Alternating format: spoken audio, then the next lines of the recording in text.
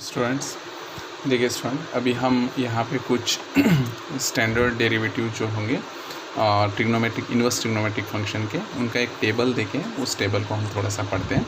Sign inverse x का derivative हमने निकाला था, वो था 1 divided by square root of 1 minus x square. ठीक है, तो साइन इन्वर्स ऑफ एक्स का डेरिवेटिव क्या था? 1 divided by square root of 1 minus x square. ये आपको याद करना है।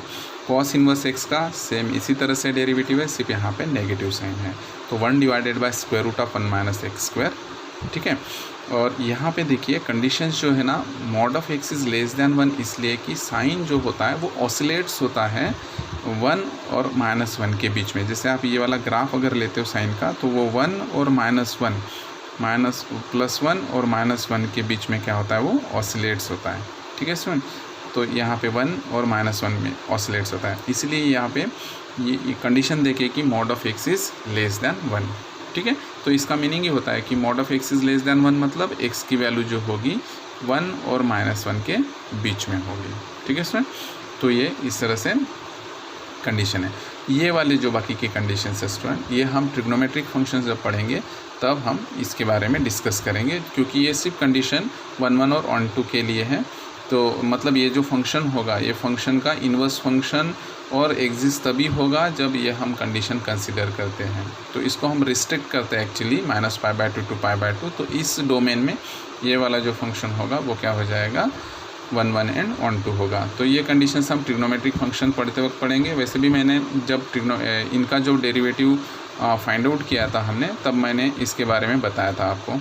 थोड़ा सा वो वीडियोस जाके आप अगर देखते हो तो ये कंडीशंस आपको अपने आप याद आ जाएगी। ठीक है स्टूडेंट, उसके बाद देखिए साइन इन्वर्स और कॉस इन्वर्स इन दोनों का डेरिवेटिव सेम है। याद रखना है आपको 1 divided by square root of 1 minus x square, यहाँ पे -1 by under root of 1 minus x square. उसके बाद देखिए टैन इन्वर्स एक्स की डेरिवेटिव क्या है? 1 divided by 1 plus x square. ठीक है, ये हमने अभी निकाला था लास्ट लेक्चर में। कॉट इन्वर्स एक्स का सेम इसी तरह से है डेरिवेटिव, सिर्फ यहाँ पे -1 बाय 1 प्लस एक्स स्क्वायर है। ठीक है स्टूडेंट, उसके बाद सेक इन्वर्स और कोसेक इन्वर्स में ध्यान में रखना है कि हम जब भी डिस्कस करते हैं तो वो डिस्कस करते हैं एक्स इज़ ग्रेटर दैन 1 के लिए। ठीक है, तो एक्स पॉजिटिव के लिए अगर हम डिस्कस करते हैं तो सेक इन्वर्स एक्स का डेरिवेटिव जो आपको ये वाला याद रखना है, क्योंकि जब भी हम एग्जाम्पल फाइंड आउट करेंगे स्टूडेंट, तो एग्जाम्पल फाइंड आउट करते वक्त ये वाली चीज़ जो है x इज़ ग्रेटर दैन 1, इसी के लिए हम डिस्कस करते हैं, इसलिए हम एग्जाम्पल में इसका डेरिवेटिव सिर्फ यही यूज़ करेंगे। ठीक है, और कोसेक इन्वर्स में भी इसका डिस्कस करते वक्त x ग्रेटर दैन 1 के लिए डिस्कस करते हैं, इसलिए ये वाला आपको सिर्फ ध्यान में रखना है, ये वाला डेरिवेटिव। तो कोसेक इन्वर्स ऑफ x और सेक इन्वर्स ऑफ x इन दोनों का जो डेरिवेटिव होता है वो सेम होता है, सिर्फ यहाँ पे 1 divided by x square root of x square minus 1 होता है और यहाँ पे नेगेटिव होता है। सेम डेरिवेटिव होता है, सिर्फ यहाँ पे पॉजिटिव होता है और ये नेगेटिव होता है। ठीक है स्टूडेंट, उसके बाद हम कुछ कंपोजिट टाइप के फंक्शंस के डेरिवेटिव देखते हैं। तो इसी चीज़ को अगर हम देखते हैं कि जैसे साइन इन्वर्स ऑफ एक्स का डेरिवेटिव था 1 divided by 1 minus x square, तो यहाँ पे फंक्शन आया हुआ है, तो कंपोजिट टाइप का फंक्शन है। तो अगर हम इसको सॉल्व करते हैं तो देखिए स्टूडेंट क्या होता है। ये देखिए साइन इन्वर्स ऑफ एक्स, इसका डेरिवेटिव क्या था? 1 divided by square root of 1 minus x square था। ठीक है, तो sine inverse of f x का अगर हमें डेरिवेटिव निकालना है तो पहले तो हम इसका रूल फॉलो करेंगे, 1 divided by under root of 1 minus function square हो गया ये, और इसके बाद ये कंपोजिट फंक्शन है, इसलिए इसका डेरिवेटिव फिर से हम बाजू में लिख रहे हैं। ठीक है, तो इसका डेरिवेटिव क्या हो जाता है? एफ डैश एक्स हो जाता है। तो इस तरह से हमें मिलता है। जैसे डेरिवेटिव ऑफ, अगर मैं यहाँ पे कॉस इन्वर्स एक्स की बात करूँ तो 1 divided by under root of 1 minus x square होता है।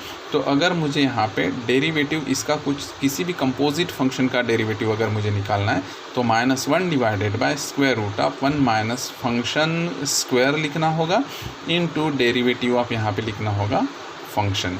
ठीक है, बट डेरिवेटिव ऑफ फंक्शन हम क्या लिख सकते हैं? एफ डैश एक्स लिख सकते हैं। तो उसको हम अगर न्यूमरेटर में लिख दें तो वो हो जाता है minus f dash x divided by 1 minus f x square. ठीक है स्टूडेंट, तो इस तरह से साइन इन्वर्स एफ एक्स और cos inverse of f x इन दोनों का डेरिवेटिव हम यहाँ पे निकाल सकते हैं।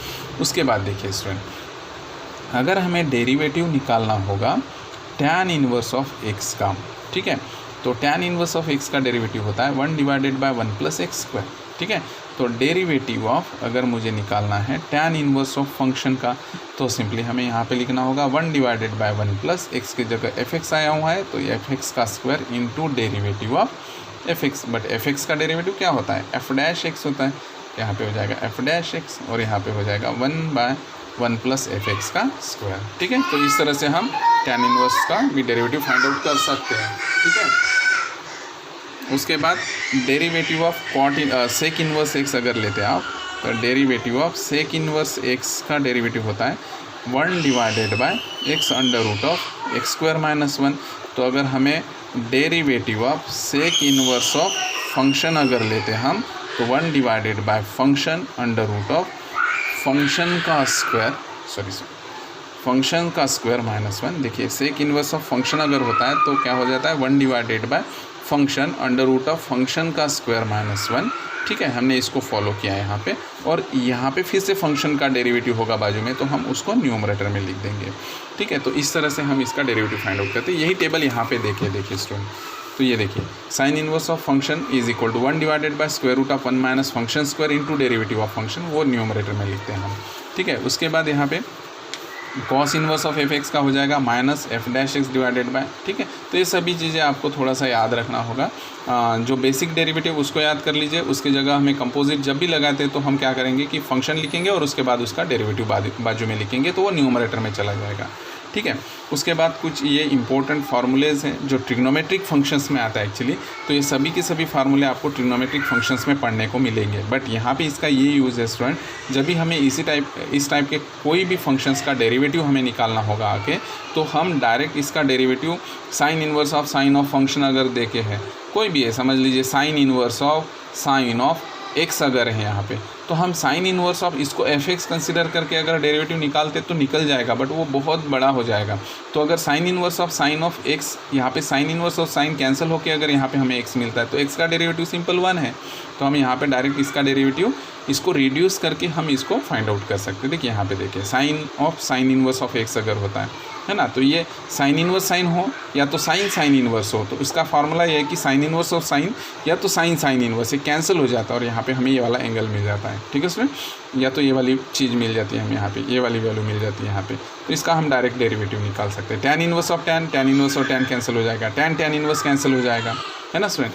सो जैसे स्टूडेंट अगर हमें यहाँ पे कोई एक एग्जांपल देखें, फॉर एग्जांपल अगर हमें ऐसे बोला गया कि डिफ्रेंशिएशन करना है हमें tan inverse of tan of e to the power x का, तो ये तो बहुत बड़ा कंपोजिशन हो गया। अभी हम अगर ये वाला रूल यहाँ पे यूज़ करते हैं कि 1 divided by 1 plus F x square into derivative of f x, तो यहाँ पे हम इसको ऐसे कर सकते हैं, बट वैसे करने के बजाय अगर हमें वो वाला फार्मूला पता है कि टैन इनवर्स और टैन कैंसिल हो जाता है, तो सिंपली यहाँ पे y इज इक्वल टू क्या मिल जाएगा हमें, ई टू द पावर एक्स, और ई टू द पावर एक्स का डेरिवेटिव क्या हो जाएगा, ई टू द पावर एक्स। तो ये सभी जो इतनी लंबी चीज़ें वो रिड्यूस हो जाती है ये फार्मूले की वजह से, तो हम इस तरह से ये फार्मूले यहाँ पे यूज़ करेंगे। तो ये वाले सभी फार्मूलेज जो है आपको थोड़ा सा याद करना होगा। फिर से ये वाले फार्मूले आपको ट्रिग्नोमेट्रिक फंक्शन में पढ़ने को मिलेंगे, तो फिर भी अगर आप थोड़ा सा पढ़ लेते हो तो ये एग्जांपल सॉल्व करने में थोड़ी सी हेल्प हो जाएगी। जैसे साइन इनवर्स ऑफ एक्स है तो कोसेक इनवर्स ऑफ 1/x, मतलब आपको थोड़ा सा याद रखते हो, ये याद रखना है कि साइन और कोसेक जो है ये दोनों एक दूसरे के रेसिप्रोकल है। तो इनवर्स के फंक्शन में क्या हो जाता है कि यहाँ पे x है तो यहाँ पे 1/x होगा। Simply cosec inverse of x अगर देखें तो उसकी जगह आप साइन इनवर्स ऑफ 1/x लिख सकते हो, है ना। तो इस तरह से हम यहाँ पे यूज़ कर सकते हैं। देखिए यहाँ पे देखिए कोसेक इनवर्स ऑफ x है तो साइन इनवर्स ऑफ 1/x होता है, और साइन इनवर्स ऑफ x है तो कोसेक इनवर्स ऑफ 1/x होता है। तो इस तरह से सभी फार्मूले, जैसे ये वाला एक एग्जांपल देखिए स्टूडेंट, अगर आपको ऐसे टैन इनवर्स ऑफ x और कॉट इनवर्स ऑफ x इन दोनों का एडिशन इज इक्वल टू π/2 होता है, sine inverse x plus cos inverse of x is equal to क्या होता है, π/2 होता है। मतलब अगर आपको इस टाइप का अगर कोई एग्जांपल देके है, समझ लीजिए sine inverse of e to the power x plus cos inverse of e to the power x, इसका हमें अगर डिफ्रेंशिएशन फाइंड आउट करना है तो हम इसको सेपरेट करके कंपोजिट ये वाला सभी यूज़ करने के बजाय यहाँ पे सिंपली इन्होंने क्या दिया हुआ है कि sine inverse of x cos inverse of x is equal to π/2। ये दोनों अगर इक्वल होते हैं और साइन इनवर्स और कॉस इनवर्स होता है तो इसकी वैल्यू क्या बन जाती है, π/2। तो मैं सिंपली इसको डेरिवेटिव ऑफ यहाँ पे क्या कर दूँ, π/2 लिखूँ। यहाँ पे x हो या कोई भी फंक्शन हो, बट ये दोनों के दोनों सेम होनी चाहिए। अगर यहाँ पे log x हो, यहाँ पे log x हो, तो भी इसकी वैल्यू π/2 बनती है। यहाँ पे x हो तो भी π/2 बनती है। ठीक है स्टूडेंट, तो π/2 अगर होती है तो π/2 तो कांस्टेंट है, मतलब इसका डेरिवेटिव क्या हो जाएगा, 0। तो कोई भी function in terms of sine inverse of कोई एक टर्म यहाँ पे है, कॉस इनवर्स ऑफ यहाँ पे टर्म है, तो इनका डेरिवेटिव ऑलवेज क्या हो जाता है, 0 हो जाता है, क्योंकि इसकी वैल्यू इक्वल्स टू π/2 होती है और derivative of constant is equal to क्या होता है, 0 होता है। ठीक है, तो इस टाइप के फंक्शन है। tan inverse plus cot inverse of π/2 है इक्वल्स टू π/2 है। तो इनका भी अगर इस टाइप के अगर कोई फंक्शन है तो इसको हम पहले इस π/2 में कन्वर्ट कर देंगे और π/2 का डेरिवेटिव 0 हो जाएगा। इस टाइप के है तो यहाँ पे भी इसका डेरिवेटिव 0 हो जाएगा। ठीक है, इस टाइप के फंक्शन हैं तो हम इसको इस तरह कन्वर्ट करके उसको डिफ्रेंशिएशन, मतलब ये दो अलग अलग चीज़ें हैं तो इसको हम कंबाइंड करके इसको रिड्यूस करके इसको हम इसका डेरिवेटिव फाइंड आउट कर सकते हैं। ठीक है, तो ये सभी चीज़ें यहाँ पे, तो ये सभी फार्मूले अगर आप अच्छे से घर में पढ़ते हो स्टूडेंट तो एक बार आप इसको पॉज करके लिख सकते हो, तो अगर आपके पास बुक नहीं है तो। ठीक है स्टूडेंट, तो ये थोड़ा सा ध्यान में रखिए। और उसके बाद यहाँ पे एक लास्ट वाला एक टेबल देखें स्टूडेंट, जहाँ पे कुछ एक्सप्रेशंस है और उनके जहाँ पे सब्स्टिट्यूशंस देखें। एक्चुअली जब भी हम सब्स्टिट्यूशन की बात करते हैं तो जो भी एक्सप्रेशन है उस एक्सप्रेशन में हमें ट्रिग्नोमेट्री की ऐसी वैल्यू सब्स्टिट्यूट करनी है कि वो कन्वर्ट हो जाए एक स्टैंडर्ड फंडामेंटल आइडेंटिटी में। जैसे देखिए student, square root of 1 minus x square है, अगर मैं इस x की वैल्यू साइन ले लूँ या तो कॉस ले लूँ तो ये कन्वर्ट हो जाएगा 1 माइनस साइन स्क्वायर थीटा। ठीक है स्टूडेंट, मैं इसको आपको सॉल्व करके दिखाता हूँ। देखिए यहाँ पे था square root of 1 minus x square. तो इस तरह का कोई भी एक्सप्रेशन हो और उसका डिफ्रेंशिएशन फाइंड आउट करना हो तो अगर हमें सब्स्टिट्यूशन लेना है तो सब्स्टिट्यूशन लेते वक्त x की वैल्यू एक तो आप साइन थीटा ले सकते हो या तो कॉस थीटा ले सकते हो।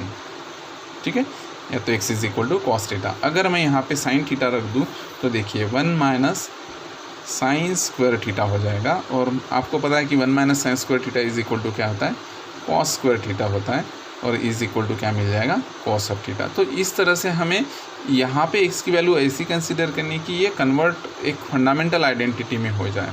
यहाँ पे आप टैन ऑफ थीटा नहीं सब्स्टिट्यूट कर सकते स्टूडेंट, है ना। तो इसको हमें फंडामेंटल आइडेंटिटी में कन्वर्ट करना है, ऐसी वैल्यू हमें यहाँ पे चूज़ करनी है। So x is equal to sine theta अगर पुट करते हो तो ये एक आइडेंटिटी में कन्वर्ट हो जाएगा।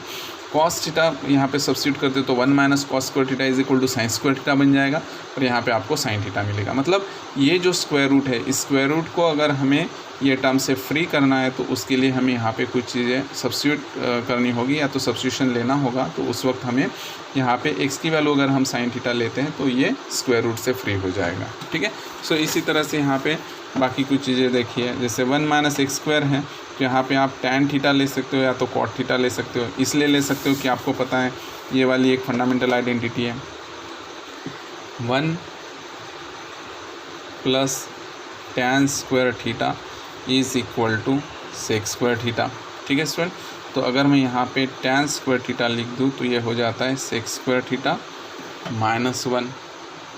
ठीक है, तो अगर मैं यहाँ पे स्क्वायर रूट ऑफ, एक्चुअली ये आपके बुक में थोड़ा सा गलत आया है student, actually this is not minus, this is plus.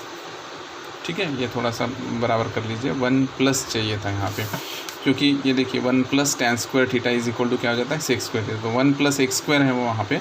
तो अगर हम x की वैल्यू सब्स्टिट्यूट करते हैं टैन ऑफ थीटा तो ये हो जाएगा square root of 1 plus tan square theta, और 1 plus tan square theta is equal to क्या होता है, सेक स्क्वायर थीटा होता है। तो ये हो जाएगा सेक स्क्वायर थीटा। तो सेक और स्क्वायर और रूट कैंसिल होकर क्या मिल जाता है, हमें सेक थीटा मिलता है। तो इस तरह से कुछ सब्स्टिट्यूशन है जिसको हम थोड़ा सा स्टैंडर्ड फॉर्म में लिखेंगे। ओके स्टूडेंट, तो इस तरह से हमें सॉल्व करना है। यहाँ पे भी गलत है स्टूडेंट, यहाँ पे भी ये गलत है। यहाँ पे चाहिए था एक्स स्क्वायर माइनस 1 चाहिए था स्टूडेंट, एक्स स्क्वायर माइनस 1। तो ये थोड़ा सा आप बराबर कर लीजिए। यहाँ पे 1 प्लस एक्स स्क्वायर चाहिए था, यहाँ पे चाहिए था square root of x square minus 1। ठीक है, तो इस तरह से यहाँ पे भी आप जैसे यहाँ पे a cos 2 थीटा सब्स्टिट्यूट करते हो तो ये कॉमन निकल जाएगा, 1 plus cos of 2 theta. 1 plus cos of 2 theta का फार्मूला था स्टूडेंट 2 cos स्क्वायर थीटा। ठीक है, तो ये स्क्वायर रूट से जो ये वाले टर्म्स होंगे वो फ्री हो जाएंगे जब आप इसकी वैल्यू सब्स्टिट्यूट करते हो। ठीक है, तो इस तरह से हमें ये सभी सब्स्टिट्यूशन लेने हैं। तो ये थोड़ा सा आप थोड़ा याद कर लीजिए, मतलब आगे के एग्जाम्पल सॉल्व करते वक्त हमें हेल्प होगी। ठीक है स्टूडेंट, तो बाकी का हम देखते हैं अगले वीडियो लेक्चर में। Thank you students.